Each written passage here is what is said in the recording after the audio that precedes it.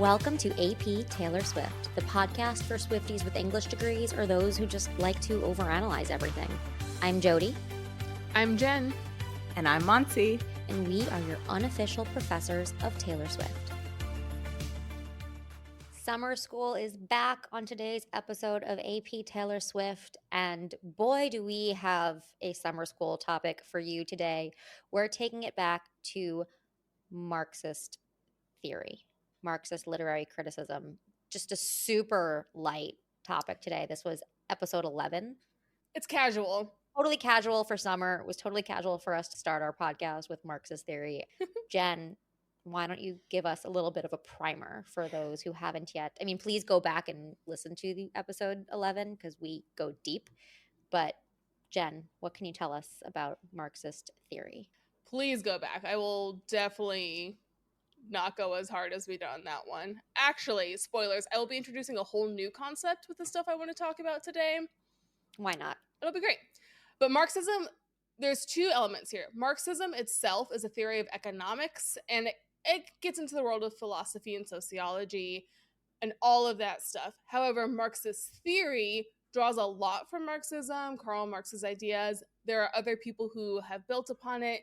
And in literature, it's a lens through which we look at art and think about things such as power dynamics, wealth, ownership, commodification, those types of things. Even if you personally disagree with Marx's views on economics, like that is not the economic view you hold to, which is totally fine, you can still play with Marxist theory as a lens to see what it illuminates. And that's what we're doing here. We're going to be playing with this, looking at these ideas, and just saying how this helps us understand or analyze or appreciate some of the songs from the Tortured Poets Department more. And this is not to say in any way, shape, or form that we think Taylor Swift is a Marxist. I mean, our capitalist queen.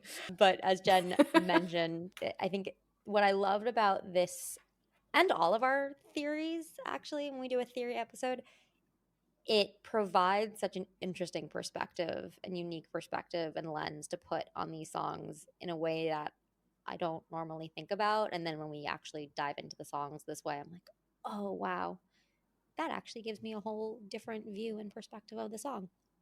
Yeah, and I think one thing also to keep in mind is that Marxism in many ways was the basis for a political structure, but it is not itself the political structure, which is kind of, I think, what Jen was trying to get at. Marxism does not equal communism. It is. Right. Communism is a political structure, and Marxism is kind of the philosophy that fed into several different versions of economic and political structures. And that's what we're kind of at the end of the day, Marx himself was really an economist trying to come up with a system of how to run an economy, which gets political now, but he was also looking at power dynamics and how the economy was existing. And the reason that the economy is the central of it is the idea of money often equals power, which is still, even if you think that is, no matter how you feel about that, that is just reality. If you have a lot of money, you tend to have a lot of power. So a lot of what we will be looking at is coming from that idea of how does that affect the world we live in when that is true and these power dynamics exist, and what does that mean for people navigating those power dynamics. Sweet. Speaking of power dynamics, I have the first song, but this is also a good time to mention kind of what we're doing with summer school. Just as a recap, we are looking back on our previous show and tell episodes through the lens of the Tortured Poets Department and the songs on the Tortured Poets Department album. So the first song we've got today is My Boy Only Breaks His Favorite Toys, track 3, written by Taylor Swift and Taylor Swift alone. And when we decided we were bringing back Marxist theory, this song came up first for me because of the whole idea of the whole song is about a woman being owned, the woman as a toy, and that idea of ownership and what does that mean in terms of power structures and power dynamics. And as soon as I told Jen I was doing this song, she's like, oh, Marxist feminism, this is perfect. And I was like, wait, what? There's Marxist feminism. So the description I have here of Marxist feminism, thanks to good old Wikipedia, is that Marxist feminism is a philosophical variant of feminism that incorporates and extends Marxist theory. It analyzes the ways in which women are exploited through capitalism and the individual ownership of private property. In this song, Taylor, or the speaker, sings about being the sickest army doll purchased at the mall. So here we have something that is purchased. The idea of the metaphor of a woman as a doll who can be purchased. And dolls are usually feminine, not always feminine, but when you think of a doll, doll is also a term used for women. And it's so usually feminine, but also diminutive. I get the idea of someone small because dolls are small. So we're already playing with this concept of ownership and power structure, lack of power. Also, the mall, like it's like the holy grail of consumption. I feel like that's very Marxist. And when I do these, I get so self conscious. Like, am I doing this right? Am I talking about the theory right? You're I'm doing like looking. incredible. Oh, thank you. Thank you. And again, this idea of it being his favorite toy. So, not only this song about being owned and ownership, but owned by a man, which really brings in the Marxist feminist lens, I think. Well, and the fact that it is something that was purchased, because we talked about ownership in our original episode. Again, go back and listen to it. But we talked about the song Mine and the complications there of how when you are with someone romantically, you do feel some ownership over them, which to a certain extent is good and romantic because you are committed to one another. But then it can go over this line and it can be a little bit problematic. However, the idea of a toy is a whole different level of ownership here. It's just gross. I can't come up with any more academic word than that. Yeah, it really It's not even like something that you own, it's something that you play with. And then throw away. throw it away. Also, something not taken seriously. Trivial. A toy is trivialized. Trivial's a good word. It's trivial is a perfect word. And I go even further into the lyrics. The idea towards the end of the song, put me back on my shelf. So something that can be put in its place and controlled. And going back further to pull the string, manipulation, control.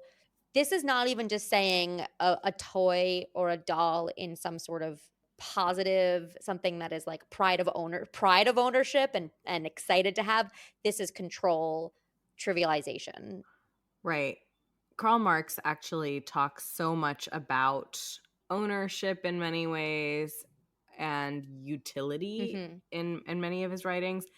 And I think of a toy as having the least utility, right? No utility. It doesn't really serve any purpose other than pure entertainment.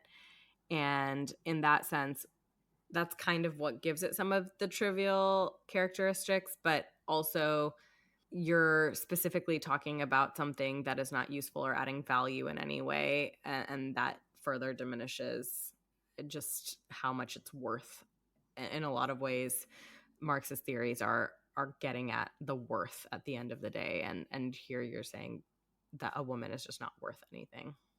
And the commodification of it, the idea that you can put a price tag on a relationship like this, the idea that you can, it makes me think of, there was a recent, if anyone is not in B2B marketing like we are, you may not have seen this, but there was someone who recently made a post about proposing to his girlfriend on LinkedIn and then went into detail about how that relationship taught him how to be better at B2B sales and turned it into this large metaphor about how building this romantic relationship helped him be better at sales. Oh, God. Just don't. You should see our faces. It didn't go great for him. However, this reminds me a little bit of that, of taking this, what should be ultimately not quantifiable part of your life, and trying to quantify it, trying to put a dollar value on it, trying to commodify it and say, here's exactly how much value this gives me. I can control this. And that's not how relationships work. Gives me value, but also something that he breaks. So something that is so trivial and lacks so much purpose and value that this is something that is expected to be broken. And I didn't, this is not a deep dive, so I didn't even go too far into what that means there. But I think that's what's really interesting about the direction that this song goes in. Yeah, and it's the ownership too. If you own it, you can break it, and that's okay because it's yours that you own. The idea of that is, From a writing perspective, it's really well done because it's already trivialized in the toyness of it, and then further you go to break it. It's really drawing a picture about how much this boy is kind of abusing the woman or the object in this situation. Yeah, it's a great example of Marxist theory. I mean, we didn't even get into like what's the role of children in Marxist theory, because again, this is boy and toys, and I would imagine children don't have a lot of utility in Marxist theory because they can't actually, unless I guess child labor. Never mind. And that takes us to our next song. No, just kidding. Anyway. Well, a common theme that we'll see through all these songs that is really big in the next song I want to talk about is just power and control. I want to talk about Fresh Out the Slammer, which is track number 7. It was written by Taylor Swift and Jack Antonoff.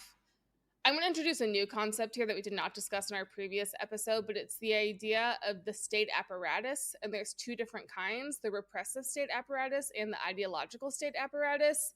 You don't need to remember these specific phrases. Wow. I will give credit to Louis. I looked up how to say his name, and I don't believe it, but Louis Althusser. Cool. Anyways, I have read this name so many times and realized right before recording I've never said it out loud. So I looked it up. I'm not totally sure I did it right. I don't care. There'll be links in the notes, so the credit will be there. However, he built upon the idea of Marxism, and Marx talks so much about power dynamics and all of those things, but Althusser came in and came up with these particular phrases. Repressive state apparatus is essentially the idea that people in power use force to control people. Fresh Out the Slammer, prison, the justice system. It's a very obvious example of this, that if you do not behave the way the people in power want you to behave, you will be forcibly punished, removed from society. You will see repercussions for your actions. Fresh Out the Slammer, obviously you can see the connection here. We have lyrics like years of labor, locks and ceilings, in the shade of how he was feeling, but it's going to be all right. I did my time. So I did what I needed to do. I had the punishment that I was supposed to have. It's really interesting because this metaphor, we always talk about this, why this metaphor? And to me, it's fascinating because she doesn't even have to get into this too much just by saying, I felt like I was in prison. It's not like she's even, no misinterpretations here. I don't believe she's actually comparing this experience to a real life prison, but the metaphor, we immediately know she felt like she had no control. She felt like she was trapped. She was sad. She was lonely. We get all of these emotions. A good primer for our next episode, but I also love the use of the term slammer because she's not saying prison or jail. She's using a very colloquial slang term for prison or jail, which adds a little bit of class dynamics maybe, or an extra layer of person being imprisoned is a more common everyday kind of person. Yeah, she's not talking about a white collar prison. She's not talking about the academic side of prison. She's talking about what the common people may refer to it as. And it's an interesting metaphor to me too, because the whole idea is if you misbehave, you're put in prison, but she flips it, as she so often does with these things. And the way this song comes across is that the bad choice she made was staying in this quote unquote slammer. So she's totally flipping this concept. In the end, she frees herself. She gets out of it. Maybe her bad decisions were choosing to stay in the relationship and then she got trapped a bit. But this one to me feels just like a really interesting use of these power dynamics, because she is using a metaphor that has external power dynamics. Normally, a cop will arrest you, a judge will sentence you. However, this metaphor is about a relationship where she had the power to say yes or no, to walk out the door, stay. Agency. Yeah. What you're talking about, she's having her as having agency, even though the metaphor is about prison. And what is the role of having agency, an individual having agency in Marxist theory?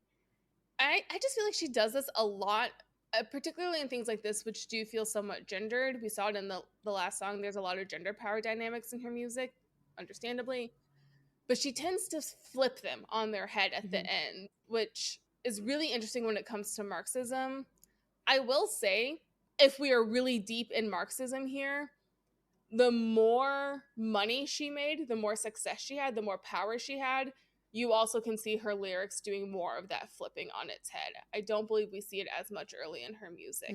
So I do think there's this larger trend of, as she has, and some of it's maturity too, which I do think for the most part people get more power as they get older, because usually that's how that Well, You have works, more except agency for and and knowledge is autonomy. a lot power. of extenuating Yeah, yeah, knowledge is exactly. power. But I think we see it a ton in this album.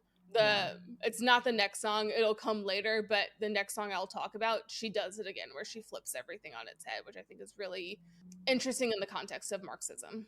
Well, we talk about how she ultimately escapes that control and kind of flips it on the head. The next song that I picked is also about escaping control, and it's actually the next song on the album. So I did Florida, which is track 8, and it's written by Florence Leontine Mary Welsh. I did not know that was her whole name. Ooh.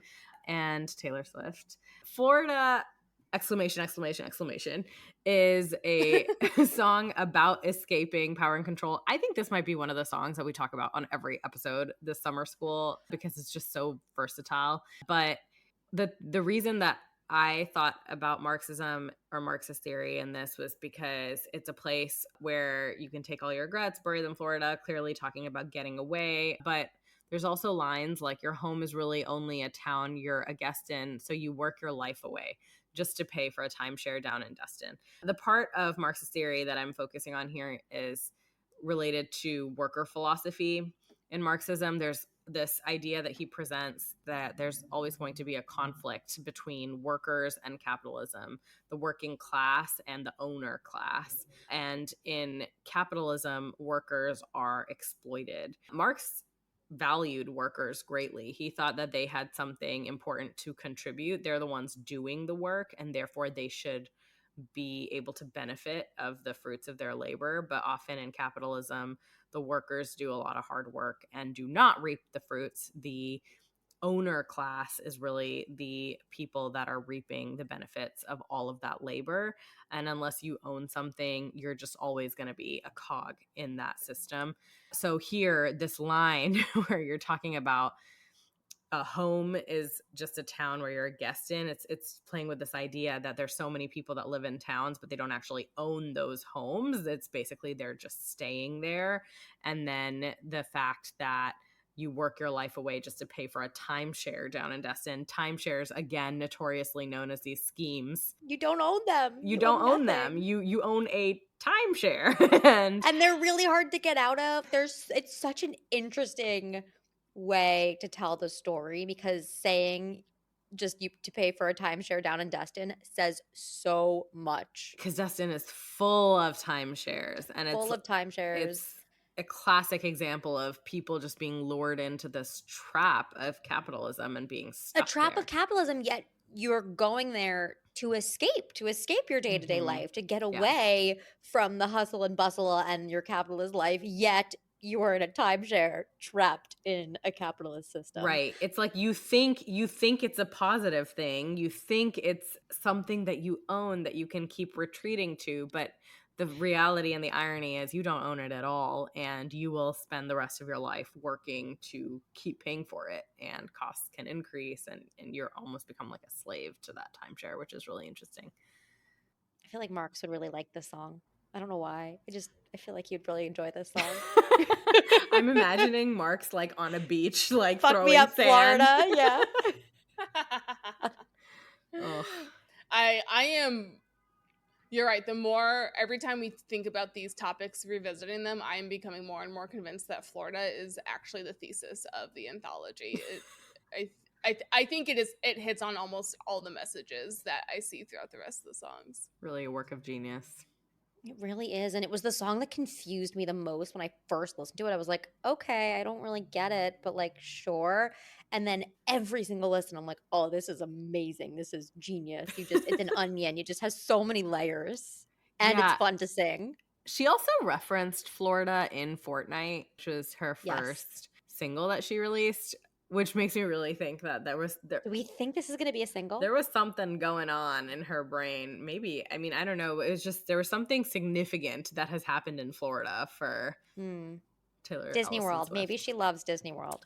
The first time I ever saw Taylor Swift was in Florida. I think I've said that before. Maybe that's what it is. Yeah. Well, Florida's also interesting in that there's no income tax. It's known as both a place of poverty and wealth. It has a lot of those extremes, which from just a Marxist perspective is interesting. Yeah. It's a good place to be if you make a ton of money. It's also a place you can be if you don't make a lot of money. It's got a lot of extremes. It's a great metaphor. And it's a place where people go to escape taxes, which really in this country Exactly, feed yeah. into the capitalistic society in some ways. Income taxes. There's many other taxes, Right. but yes. Yeah, no income tax. Anyway, Yeah. before this turns into another Florida episode.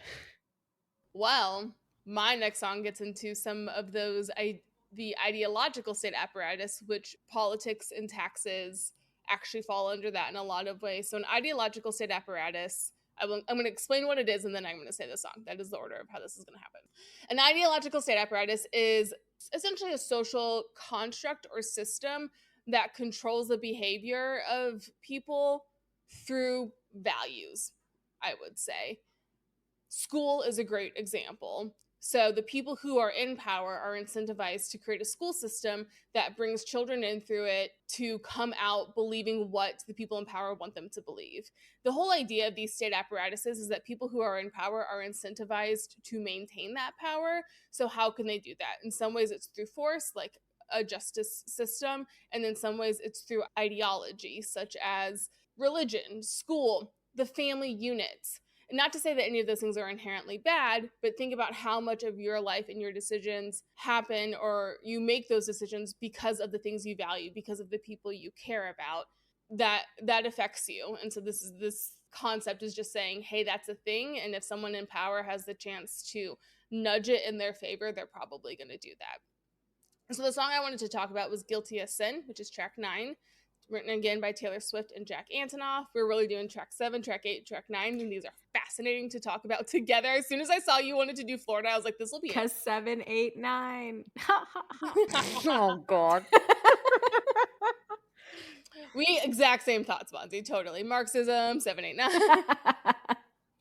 The obvious ideological state apparatus and Guilty as Sin is religion. She uses so much religion imagery, particularly Christian religion imagery, which makes sense just based on her upbringing and just statistically in the United States that is 70% of the United States.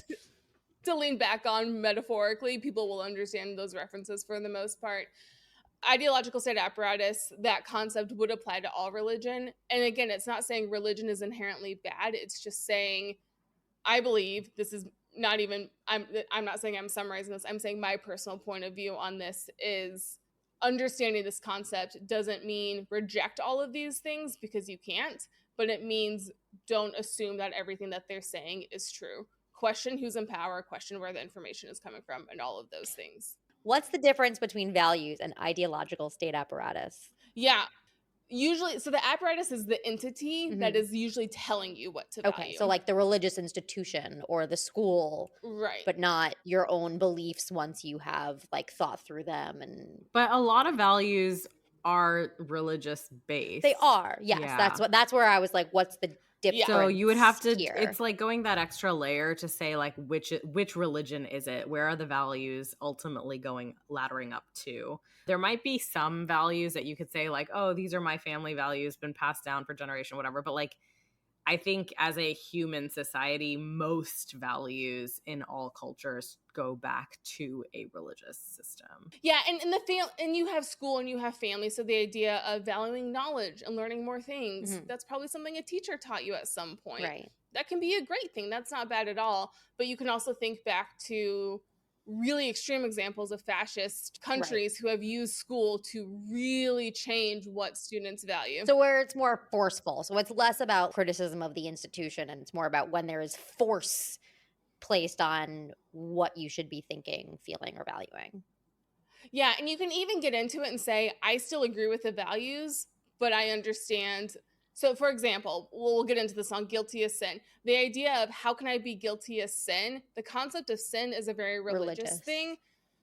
And yeah, there's value just for a lot of people of not doing bad things to other people. But the concept of sin and some sort of a religious repercussion and what counts as a sin, that's usually coming from your religion. Not all religions agree on what is sin or what is bad behavior. Yeah, even the concept of guilt, actually, I think Right. is religious. Yeah.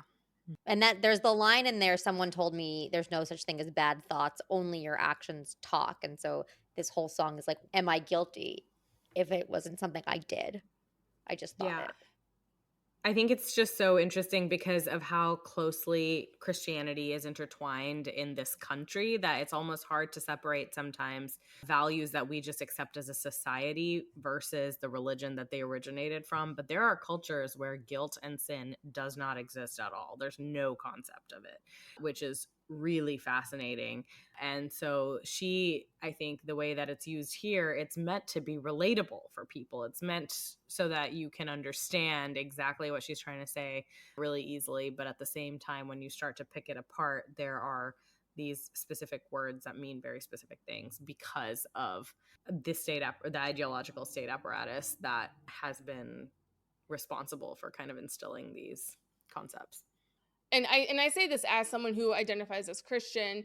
There's so many extreme versions of this. I guarantee in many churches in the upcoming election, there will be pastors on both sides saying it is a sin to vote for this person and it's a sin to vote for this other person, which will be contradicting each other from the same religion. But then that's when you start questioning the power of, well, why saying this? Why? Yeah, I see this very much as just asking why. And I actually think that's what the song is doing too. I think that's what she's really playing with, of how can I be guilty of sin? And then she keeps playing with it. The lines of, what if the way you hold me is actually what's holy? I choose you and me religiously. She's playing with this idea the whole song of, well, why am I feeling guilty about this? Why is that even something that's coming into play for me? What if that's not true? What if this is actually what matters? And agree or disagree, I think she's just questioning it. She's saying, who determines what's right and what's wrong for me?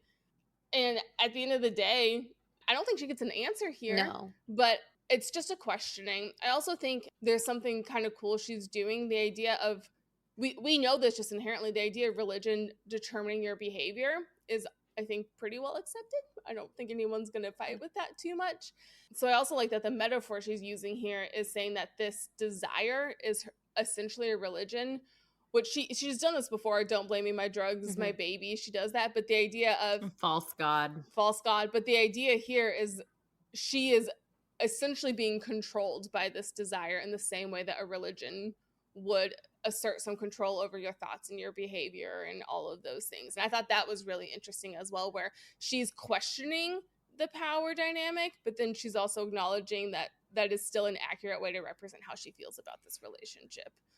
To me, one thing that stands out is when we talk about power dynamics, religion often is the ultimate power that mankind answers to. It's the highest power. And so by likening something to that level, by saying this relationship could be my religion, or this feeling is equivalent to that, you're giving this thing a lot of power and putting it at that level. And she does use this metaphor several times throughout her music. And every time I think that you're giving something a lot of control, which has been a theme throughout all of the songs today. Yeah, it's an argument ender. I joke about this with my friends sometimes, of, fortunately not me, but I know some friends who have some parents who have some strong opinions about how they should be living their lives, and they sometimes will just default to being like, I just don't feel like this is what the Lord's called me to do. And like, there's nothing your parents can say against that when that's something they really hold strongly to. Even if it's it's a conversation ender. When, if you say, well, this is my religion, it's really, really hard to argue against that, because you're right, religion supersedes all other values and power dynamics for the most part, individually. Yeah. And that takes us to our final song, which is I Hate It Here. And hard left turn. I picked this song because I just thought it was a perfect encapsulation of Marxist theory. It's track 23 It's part of the anthology. So all of our previous songs were in the earlier parts of TTPD Part 1. Yeah. And then we've been noticing this trend in our last few summer schools that sometimes our songs go together, and we're like, wonder if there was some sort of connective thread. I don't think Taylor Swift was coming at this from a Marxist perspective when putting together this album. Certainly not with all the album variants she has. But here we are. Anyways, this one does go towards the tail end of the album. It's written by Taylor Swift and Aaron Dessner.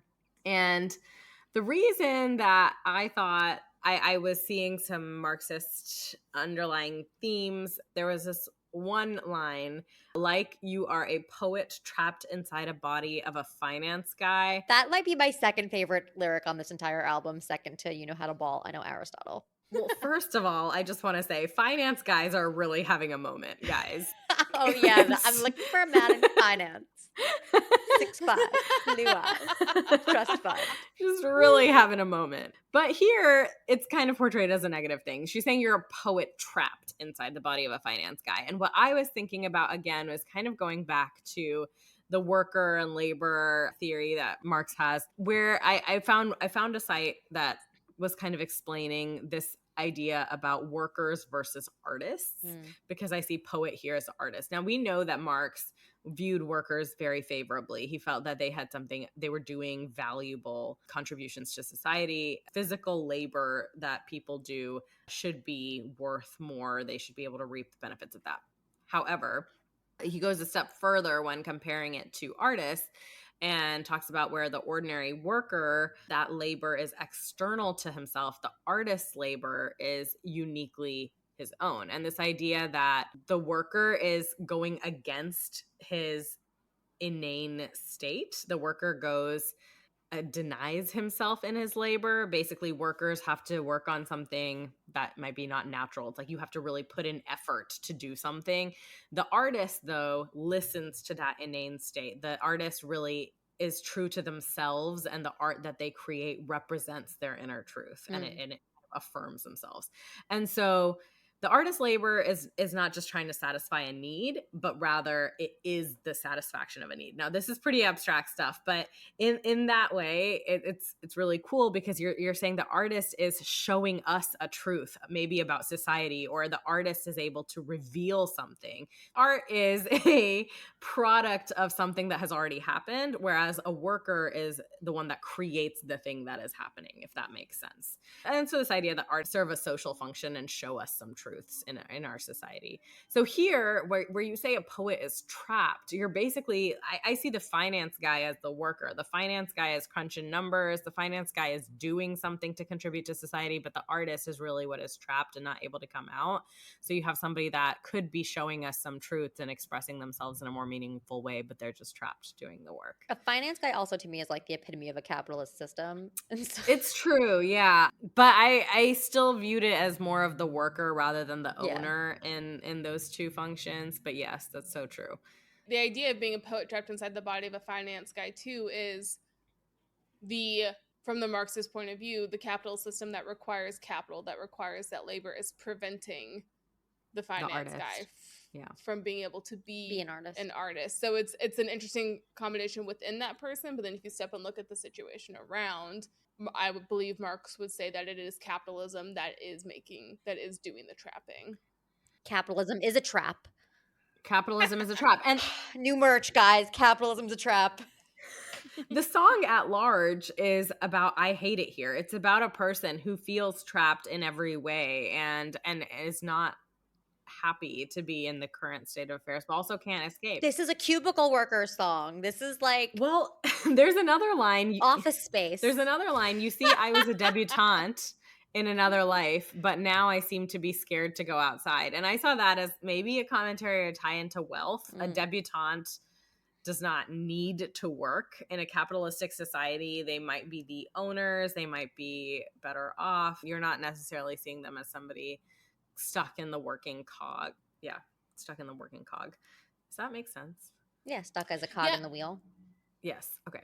It's also a debutante is a woman, and I think this can even go back to my boy only breaks his favorite toys. Of a debutante is probably in a traditional is the toy. would be the toy in the past. The Yeah. debutante is the toy that will be handed off from a rich father to a rich husband. Yeah. Oh, I like that. Hmm. And then one final line. There was no mid-sized city hopes and small town fears. I'm there most of the year because I hate it here. I hate it here. And in our original episode, I believe it was episode 11, we do talk about the small town versus big city. Actually, in several of our episodes, we've had this conversation. But certainly in regards, I think we talked about it with the song Mine, this idea of how mid-sized city hopes and small town fears. I think it's interesting because we often see the comparison between city and small town. The fact that she specifies as the mid-sized city, it's not big city. Let's not get too crazy, but I had mid-city size hopes. It gives this idea of not being able to dream too big, but still you had these hopes that were beyond what you're currently in. Very much so of again, that negative vibes. I use the word vibes. It's fine. I think it's the first time in this episode, so it's kosher. But Jody has written it down and has noted it. Anyways, song reflects a lot of our realities at many points of time. I feel like in this generation, millennials in general seem to be a very I hate it here kind of generation. And I don't know what that says about us and Marxism, but as always, though, she does still flip it on the head. She still hates it here, but she's found a way to escape through art. Yeah. And Ooh, I like that. I believe I am saying this off the cuff, not prepared. I would propose a hypothesis that if we went through all of these songs from a Marxist lens, that there would be two themes of ways to escape capitalism, these bad power dynamics, and the answers would be love and art, which I think would align with a lot of Marxist thought as well. We are a Marxist Theory podcast now. We will only be looking at songs through the lens of Marxist Theory. That's we'll do just that. Join us next time. I'm like, I don't know what this says about our entire generation, but I feel like we're a very Marxist Theory generation in many ways. I think it's just an interest. Like, we are exhausted by being cogs in the wheels. I'm not speaking from personal experience at all, but it does feel very much like a like we're on a bit of a work treadmill, and we're all looking for our escape hatch. Not that Marxism is the answer to that, but you see the statistics around home ownership and college debt and all these and things, inflation versus the wages and it poses a lot of questions and questioning. The irony of Taylor Swift, the self-made billionaire, singing I hate it here. And making us, think but she's not even like the 20th richest billionaire. Like, she's a poor billionaire. Yeah. Oh my gosh. That needs to be kept in context at all times. Join me next time for more controversial opinions. Perhaps we can end it here. One thing I love about literary theory is we do not have to, one, death of the author always, but it does not matter if the author adheres to the theory that we are using.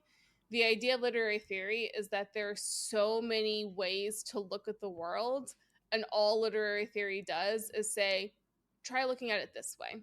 Here's something to consider. Have you ever thought about this? And I think that is incredibly fun. I can see that there might feel like there is cognitive dissonance in talking about Marxist theory from a billionaire's songs, but it doesn't matter if she agrees with this. This is truly, it's like we're putting on a pair of glasses that has a blue filter on it. And then in our next episode, we're going to have a different color pair of glasses. I have those blue filter glasses right here, actually. They're what I wore to the Eras tour. And someday we will look at one song with multiple lenses, and I think it'll be even more obvious how it works when we do that. It's on our list, I promise. I think what you're saying actually is so in line with that Marxist idea of art has a social function, because here you have a person who might not be in the same economic level as many of the people who listen to her music. However, as the artist, it's her job and her privilege to actually be able to show the reality. And in the 19th century, at the time, a lot of these works were gaining fame. We've talked about this in previous episodes too. The people who were actually documenting the state of things and the worker class, they were often not from the worker class themselves. They had the privilege of being maybe more educated or having the words to say and being these philosophers who had really studied many different kinds of theories and ideologies who could go in and witness what was happening in the factories and witness what was happening with the impoverished areas, and then actually write about it and shed light on it and give some truth to it. So kind of coming back to the just powerful role of the artist, I think that's a really powerful part of this song. It's, you can't forget that the artist is who is trapped, and they hate it, but they also have an important role. Well, I love it here with you guys. So, Aw. Well, that is all we have for you today. Join us next time for another episode of AP Taylor Swift. that is all we have for you today on AP Taylor Swift. Be sure to rate and review us on your favorite podcast app. Follow us at AP Taylor Swift on all social channels to stay up to date. And join us next time as we overanalyze the next Taylor Swift song on AP Taylor Swift.